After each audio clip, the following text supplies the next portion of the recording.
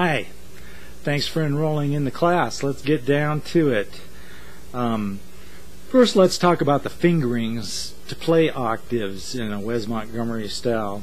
If I'm working on the top, the first and third string, I'm going to use my index finger and my fourth finger, playing a C note, and I've got the C on the 8th fret on the first string, and I've got the C on the 5th fret on the 3rd string.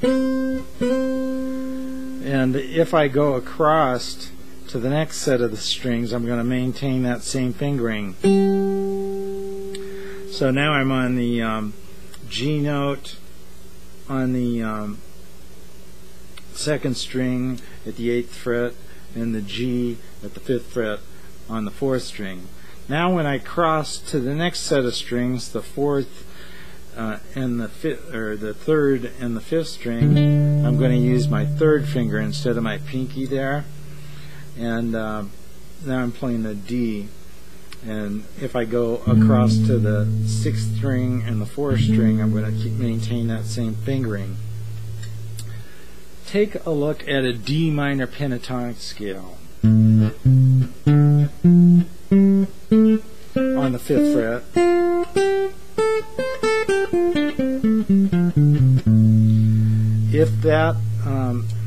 If you aren't familiar with that, if you go to the bonus section of the lesson, there's a section called soloing. There's a PDF file there called 3rd to 5th fret soloing, I think. In any case, if you pull that PDF file up and you look at the top of the page, on the left-hand side, you're going to see the D minor Dorian shape, and that's the shape that this pentatonic scale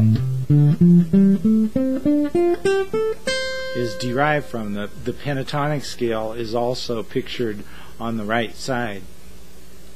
So take that picture of the pentatonic scale, and let's look at some of these. We'll start with the D note on the 5th and 3rd strings, and now we're going to play a little exercise going from here.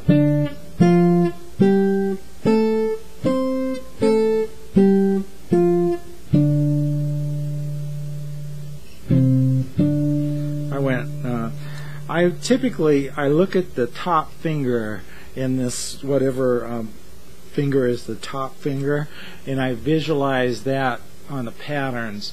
So riffs that you already know, if you get this fingering down so that you can maintain that distance, you can just play the riffs you know and look at a finger, one of the fingers. I usually look at the one on top. I've heard other people say they look at the one on bottom. For some reason, it's easier for me to watch the one on top. Anyway, take this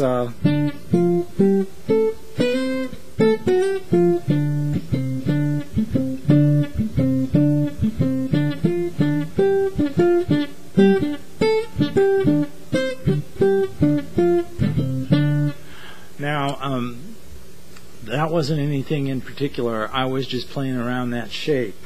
But once you get familiar with this shape, and you get to the point where you can maintain those octaves through it, let's add that blue note, the flat 5 note, which would be the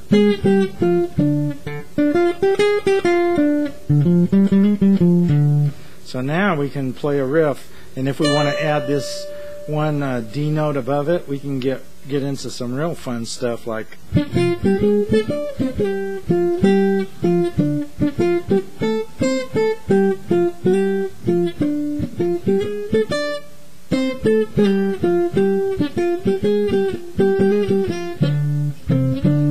so I'm just playing around a D minor and working the rhythm a little bit, you know. So much of Wes's playing was all about the rhythm, so try to put a little grease into it. So there's some ideas about that particular shape, and working across these strings. Once you get a pattern down, work it up the neck.